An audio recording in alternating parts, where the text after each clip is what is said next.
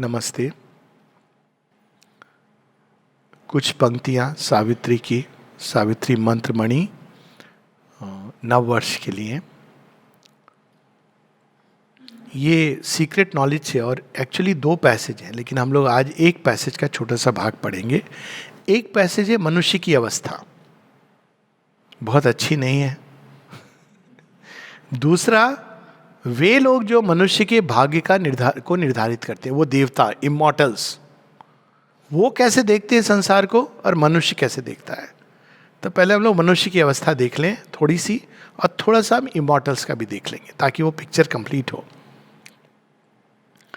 Absorbed in a routine of daily acts, our eyes are fixed on an external scene.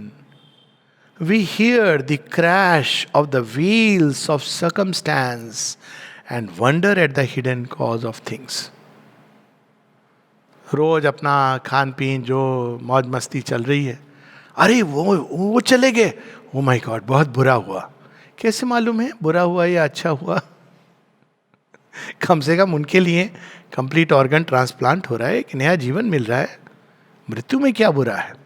पर anyways, बुरा मृत्यु में तभी होता है जब आप कोई विशेष प्रयोजन से आए थे और उस प्रोग्रेस के कर्व को कंप्लीट किए बिना जो संभव थी आप चले गए। That is the only tragedy with. इसीलिए पूरा जीवन जीने की बात की जाती है, क्योंकि अकाल मृत्यु की ये समस्या होती है कि आप अकाल मृत्यु में जो अनुभव जिसके द्वारा आपको पोषित होना था, ग्रो करना था, आपने कट शॉर्ट किया। और इसीलिए suicide is a dangerous exit, क्योंकि यदि आप प्रयास करते हो तो वो दुगने जोर से अगले लाइफ में आएगी। यू कांट शॉर्टकट, ये तरीका है ही नहीं। तो आप एक जीवन से गुजरते हो, चारों जो आश्रम जो सनातन धर्म में बताए गए, जिसके थ्रू पोषित होते हुए अंत में आप तैयार होते हो एक जीवन के अनुभव ले लिए। लेकिन of course evolution fast forward में ये अप्लाई नहीं करता on people like Swami Vivekananda, क्योंकि उन्होंने वो सारे, he is a conscious being, तो उनका आना जाना एक अलग लेवल पर निर्धारित होता है। लेकिन हम लोग आमतौर पे absorbed in a routine of daily acts. इसी तरह से 2019 में भी लोगों ने न्यू ईयर मनाया था, उसके बाद कोरोना आया था, सब ने विशेष करी थी, ये करी थी।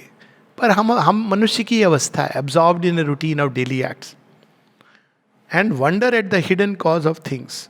Yet a foreseeing knowledge might be ours if we could take our spirit stand within, if we could hear the muffled demon voice. लेकिन ये संभव है कि हम व्यक्तिगत भविष्य, संसार का भविष्य देख सकें, कभी स्वप्न दर्शन के रूप में, कभी इंडिकेशंस के रूप में। लेकिन our range is fixed within the crowded arc of what we observe and touch and thought can guess. यही चीज जो पढ़े थे हम लोग, तो भाई जो हमने देखा, और उसमें भी हमने नहीं देखा, टीवी पर जो देखा, टीवी पर हमने नहीं देखा, टीवी पर हमको दिखाया गया। इतनी घटनाओं में से एक छोटा सा व्हाट्सएप पे देखा, उतनी ही हमारी रेंज होती है। The dead past is our background and support. जैसा हुआ है हम सोचते हैं वैसा ही होता रहेगा।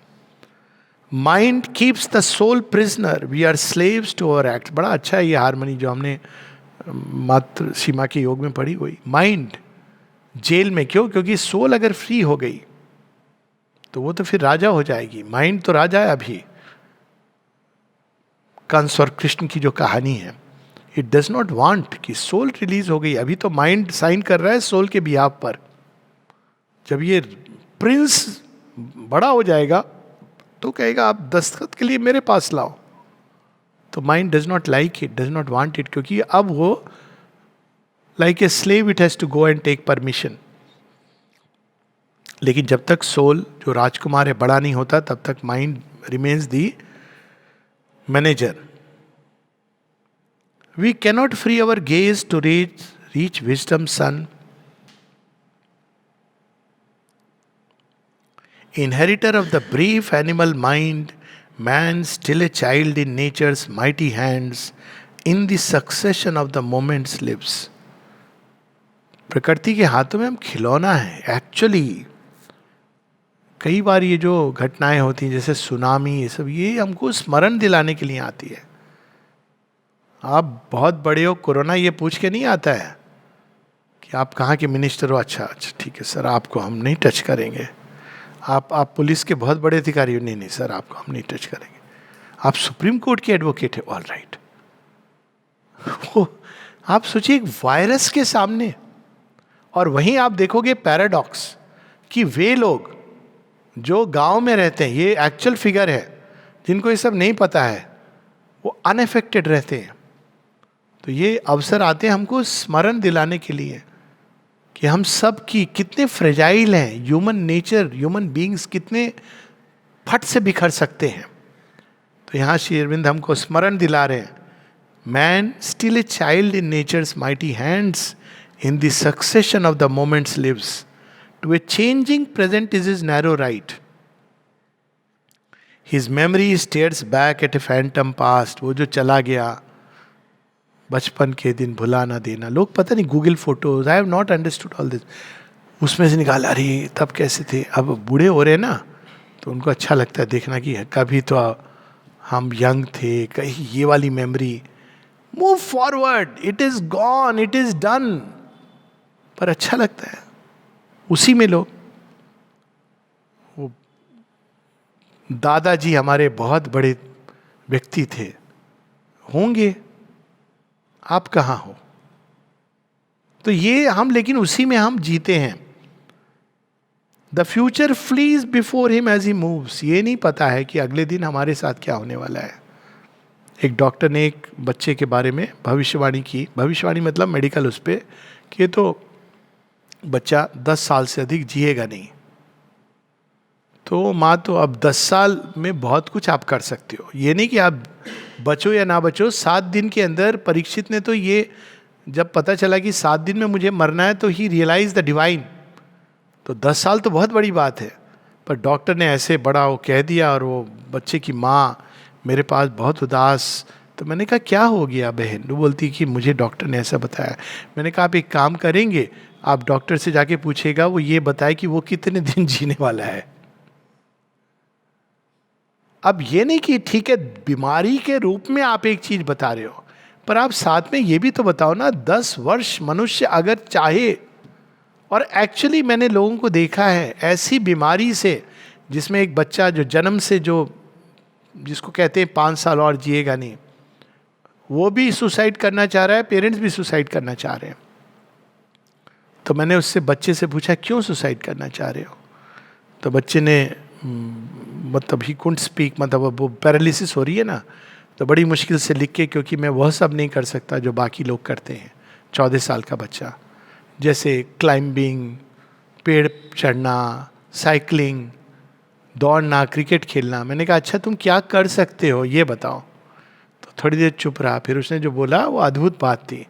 कहता है प्रेयर कर सकता हूँ मैं, मेडिटेट, ये भी उसने वर्ड यूज़ किया। मैंने कहा बस रुक जाओ, थिंक, ये भी वर्ड यूज़ किया। मैंने कहा अच्छा तुम सोच सकते हो, प्रे कर सकते हो, मेडिटेट कर सकते हो। दूसरे बच्चे जो हर समय इन चीज़ों में व्यस्त हैं, तुम नहीं हो, तो तुम उनसे बेटर कर सकते हो कि नहीं? बोला हाँ। तो बच्चे का तो इलाज वहाँ हो गया। उसके बाद वो बहुत उसने करी, अभी भी वो बच्चा जीवित है। इस बात को कितने साल हो गए, 10 से ऊपर हो गए होंगे, 10-15 साल हो गए। अब उसको क्रिकेट में भी मज़ा आता है, और वो सावित्री अब कुछ कर नहीं पाता है, लेकिन ये एन्जॉयस क्रिकेट एंड सावित्री रोज। और पेरेंट्स से पूछा कि आप क्यों ये करना चाह रहे हो? अरे हमारी संतान। मैंने कहा अगर मान लो ये आपकी संतान नहीं होती, आपके भाई की संतान होती, लेकिन आप बड़ा कर रहे होते, तो उतना ही दुख होता? नहीं, उतना तो नहीं होता। मैंने कहा यही समस्या है। आप एक ट्रस्टी के रूप में इसको बड़ा कीजिए कि भगवान ने आपके घर एक बच्चा भेजा है और आप उसको वो सब अनुभव दीजिए जो देना है। तो वो उनके अंदर वो चेंज, ये जो हमारी जो सोच है ना, एकदम चिपक की चीज़ों से। Future flees before him as he moves, he sees imagined garments not a face. ऐसा होगा, वैसे होगा, तुम होती तो ऐसा होता, तुम होते तो वैसा होता, और होते होती तो वही होता जो हमेशा होता या जो मंजूर खुदा होता। ये आपके इमेजिन्ड गारमेंट्स, सब परसेप्शन का एक वर्ल्ड बना के जीते हैं। Human beings. और भगवान को बड़ा मजा आता है कंकड़ी डाल के घड़ा फोड़ने में, क्यों बता रहे भैया कच्ची है, तुम्हारा मटका कच्चा है। तो दिस इज हाउ। अब ये तो मनुष्य की अवस्था है, हम सब जानते हैं। ही इज इग्नोरेंट, कहते हैं मनुष्य को तो क्या नहीं पता। A struggling ignorance is is wisdom's mate, he waits to see the consequence of his acts. हम ऐसा कर रहे थे, अब इसका फल मिलेगा। फल मिलने वाला था, हाथ वहां पहुंचा था, कोई और तोड़ के ले गया। है ना, ये अवस्था है ना मनुष्य की। कभी कभी लोग पूछते हैं, अंकिल जी हमने जैसे प्लान किया वैसे लाइफ हमारी होगी कि नहीं, इसका डर लगता है। बच्चा था 15-16 साल का, ही इंदौर की बात है। तो मैंने कहा सुनो ऐसा करो, यहाँ बहुत सारे बड़े लोग हैं, उनसे पूछो कि लाइफ वैसे चली जैसे उन्होंने प्लान किया था। तो सब लोग हंस पड़े, नहीं नहीं नहीं नहीं यार तुम भी कर लो, लाइफ प्लान कर लो। लाइफ में हमारी प्लानिंग किस आधार पर होती है? डिजायर के आधार पर होती है, इमेजिनेशन के आधार, ईगो के आधार पर होती है। मेरे जीवन में ऐसा हो ऐसा हो ऐसा हो। लेकिन भगवान ने कुछ और प्लान किया है। क्यों? क्योंकि वो तुम्हें जो देना चाहते हैं इससे कहीं अधिक प्रेशियस है। तो he waits to see the consequence of his acts. He waits to weigh the certitude of his thoughts. He knows not what he shall achieve or when. He knows not whether at last he shall survive or end like the mastodon and the sloth and perish from the earth where he was king. Bhishma Pitamah 18 दिन पहले दुर्योधन कहता है कि जैसे अर्जुन ने कहा था ना मेरा रथ ले चलो, दुर्योधन ने कहा नहीं था पर खड़ा कर दिया था। और कहता है देख के चारों तरफ, कहता है हमारी सेना के सामने ये कौन है? ठीक है उनके पास भीम अर्जुन है, 2-4 इक्के दुक्के, हमारे पास भीष्म जिनको मृत्यु नहीं आ सकती, द्रोण, कर्ण, भूरिश्रवा, अश्वत्थामा, कृपाचार्य और स्वयं मैं दुर्योधन। ऐसे ये क्या मुकाबला करेंगे हमारा? उसको ये नहीं पता था कृष्ण बैठे हुए हैं चुपचाप। ये दृष्टि होती है जो दिव्यता को ढूंढ लेती है। कृष्ण है, विजय तो वहीं होगी। This is called foresight. जहां पार्थ धनुर्धर है, जहां श्री कृष्ण है, विजय तो वहां होनी है, डिसाइडेड है। ये मैच प्रीफिक्स्ड है, आपको जो करना है कर लो। और किसको पता था भीष्म ऐसे धारा उस समय के लिए कितना अनएक्सपेक्टेड रहा होगा। भीष्म कैसे, वो कैसे भूमि पर आ गए? It must have been a very very unbelievable event. Bhishma को कौन मार सकता है? द्रोणाचार्य कैसे मर सकते? लेकिन वेज एंड मीन्स। सो ये तो हमें स्मरण रखना चाहिए। He knows not what he shall achieve or when. He knows not whether at last he shall survive or end like the mastodon and the sloth and perish from the earth where he was king. हमको तो ये भी नहीं पता है। He is ignorant of the meaning of his life. He is ignorant of his high and splendid fate. मनुष्य नहीं जानता कि उसकी जो रियल नियति है वो दिव्य बनना है। ये बाकी सारी घटनाएं हैं। He is ignorant of his high and splendid fate. लेकिन ये तो मनुष्य की अवस्था है। इमॉर्टल्स, जिन देवताओं को ये काम दिया गया है फेट को एक्सिक्यूट करो। यहाँ तो ये हम पंक्तियाँ ऐसे पढ़ रहे हैं। इलियन में श्री अरविंद इसका वर्णन करते हैं। वो पहले वर्णन करते हैं सब लोग सुबह उठ रहे हैं बड़े अच्छे से, 9 साल युद्ध चला है, लेकिन जो सारे आए थे ग्रीक्स वो कुछ नहीं कर पा रहे हैं। और एक दिन वो लोग सुबह उठते हैं और कहते हैं कि अब सब मज़े में, बच्चे स्कूल जा रहे हैं, माएँ खाना बना रही हैं बच्चों के लिए, वाइफ तैयारी कर रही है। वहाँ सीयूज देख रहे हैं ऊपर से, उनके इंद्र देवता हैं। वो देख रहे हैं अच्छा ये भी समाप्त होगा, वो भी चला जाएगा, ये सारा अग्निकुंड बन के स्वाहा हो जाएगा। उनको काम ही यही दिया, जॉब डिस्क्रिप्शन है उनका। वो करुणा से देख रहे हैं, लेकिन उनको पता है कि आज मुझे ट्रॉय को भस्म कर देना है। क्यों कर देना है? Is driven by the divine will. और वो आवश्यक था। वो किस कारण से हुआ वो श्री अरविंद बताते हैं, Only the immortals on their deathless heights, dwelling beyond the walls of time and space, masters of living, free from the bonds of thought, who are overseers of fate and chance and will. क्या description है ये देवताओं का, ये उच्चतम देवताओं का वर्णन है. ओवरसीयर्स, काम बनता है ना, बिल्डिंग ओवरसीयर होता है जो देख रहे हैं, और छोटे छोटे अधिकारी हैं उनके नीचे छोटे छोटे देवता जिनका काम है ओवरसी ये कर रहे हैं. Overseers of fate and chance and will, हर चीज यूज करते हैं वो. आपको लगेगा कि चांस इवेंट है, लेकिन वास्तव में उन्होंने जुगत लगाई है. And experts of the theorem of world need, संसार को किस चीज की आवश्यकता है? दिव्यता की. अच्छा, तो क्या करें? शेकअप करते हैं थोड़ा. ये तो दिव्यता की ओर जाएंगे, बहुत कंफर्ट जोन में है, तो क्या करोगे? एक बुलाया एक राक्षस असुर को, कहा जरा हवाई जहाज में बैठ जाओ, ड्रीम वर्ल्ड के जाके क्रैश कर दो उसके अंदर. ड्रिवन बाई, कल्पना कीजिए कौन कितना मूर्ख होगा इस तरह की चीज करने के लिए, और ये मानने के लिए कि ये करूंगा मैं तो भगवान बड़े प्रसन्न होंगे. पर कर देते. उसके बाद संसार का एक नया प्रारंभ होता है. Experts of the theorem of world need can see the idea, the might that change time's course, come maned with light from undiscovered worlds. तो ये हैं जो धरती पर भी आते हैं, ये देवता, उच्च देवता, मानव शरीर धारण करते हैं विभूति बन के, जो इस संसार को प्रकाश देने और भविष्य की ओर ले जाने में सहायता करने दे. और यहाँ पर कल की अवतार का एक छोटा सा वर्णन है, लेकिन अलग ढंग से. Here, while the world toils on with its deep blind heart, the galloping hoofs of the unforeseen event, bearing the superhuman rider, near and impassive to earth's din and startled cry, return to the silence of the hills of God.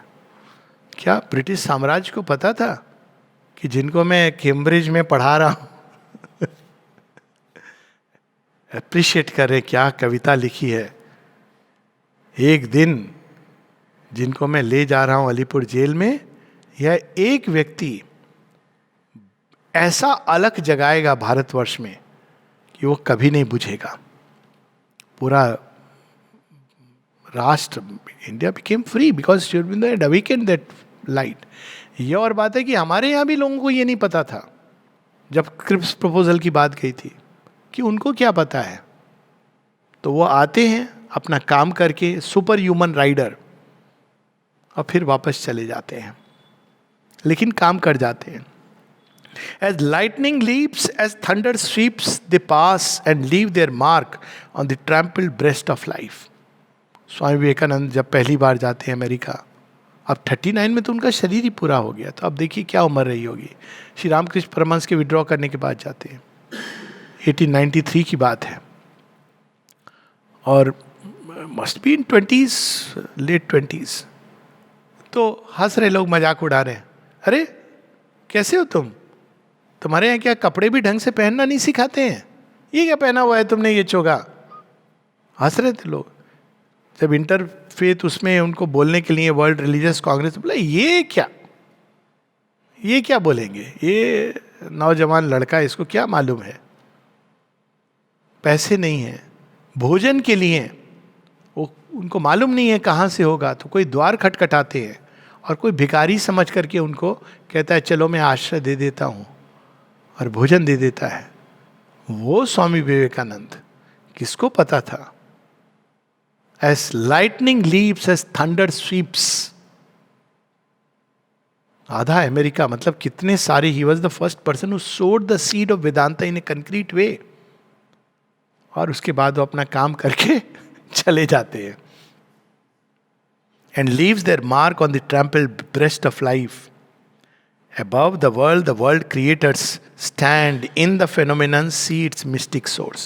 हम केवल बाहरी घटनाएं देखते हैं, वो उसके भीतर में जो दिव्य संकल्प अनफोल्ड हो रहा है उसको देखते हैं. These heed not the deceiving outward play.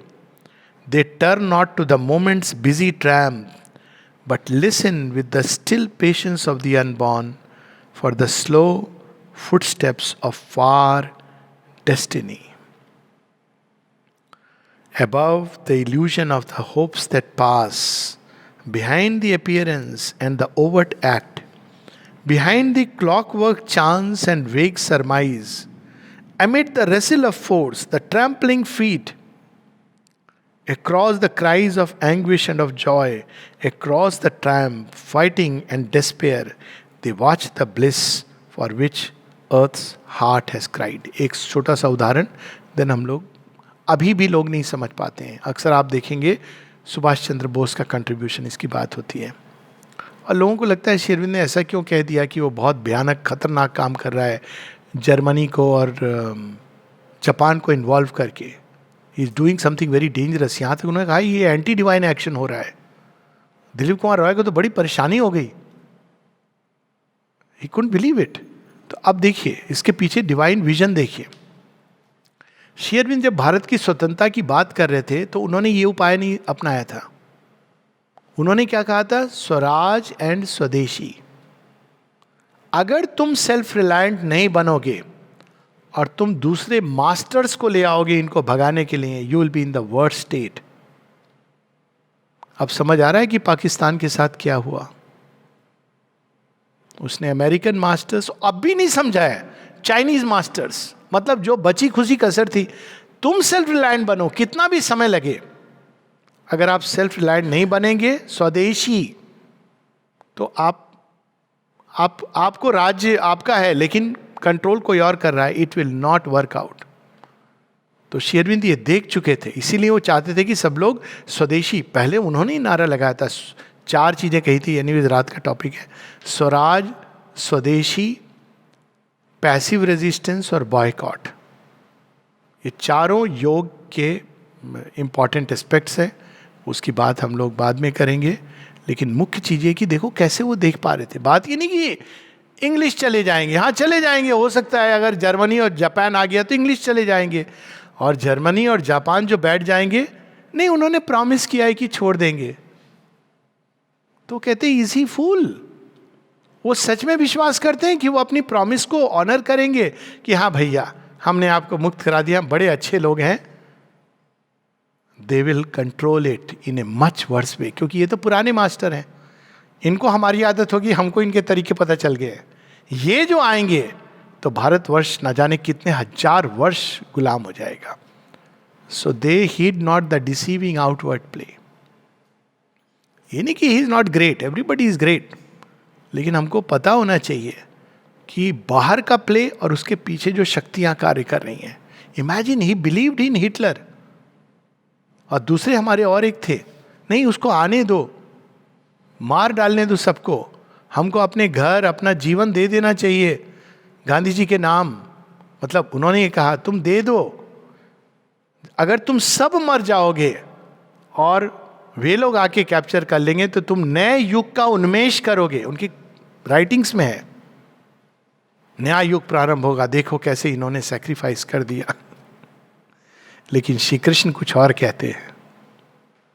Partha धनुष उठा, संधान कर और युद्ध कर, लेकिन मुझे स्मरण करके. That is the difference. Shri Krishna कितने दूर तक देख रहे थे. Deceiving not the outward play. और क्या क्या लोग उनको कह रहे थे उस समय. ये जरासंध को मरवा दिया, खबर पहुंची होगी ना, अरे कैसे मर गया, वो तो अजय था, अरे कृष्ण ने कुछ गड़बड़ किया था. कोई नहीं बोला होगा भीम को और कुछ ट्रिक बताई होगी. दुर्योधन को भी मरवा दिया, सबको. But they don't see the outward. वो देख रहे थे कि अगर आज इस क्रिटिकल मोमेंट पे अगर पांडव राज्य पर नहीं बैठते हैं तो 3000 वर्ष तक तो छोड़ो, अगले 100 वर्षों में भारत बहुत बुरी तरह गुलाम हो जाता. उस समय भी यवन थे, श्री अरविंद श्री कृष्ण के समय भी थे, काल यवन. उस समय भी फॉरेनर्स थे जो इन्वेट करना चाह रहे थे. उनको क्या चाहिए था, दुर्योधन को थोड़ा लालच दे देते. He was seeing that. और अगले 3000-4000 वर्षों तक उन्होंने भारत को सुरक्षित रखा through the Mahabharata war, through Mahabharata Shri Krishna saved India. तो उनकी बात हो रही है. 4 लाइन पढ़ के हम लोग रुकेंगे. On the long road which cannot see it's and, winding undetected through the skeptic days, and to meet it guide the unheedful moving world. तो अभी भी श्री अरविंद सबका, उनको सब पता है कैसे कैसे कहाँ जाना है. सब सेट करके फिक्स करके उन्होंने रखा हुआ है. वो जल्दबाजी नहीं कर रहे कि सुप्रामेंटल वर्ल्ड आ जाए, अचानक हमारी स्किन के अंदर से गोल्डन लाइट फूटने लगे, अगले दिन हमको यमराज जी का पत्र आ जाए टेलीग्राम की, यू आर इमॉर्टल. नहीं, सब सारे स्टेप्स उन्होंने मार्क कर दिए.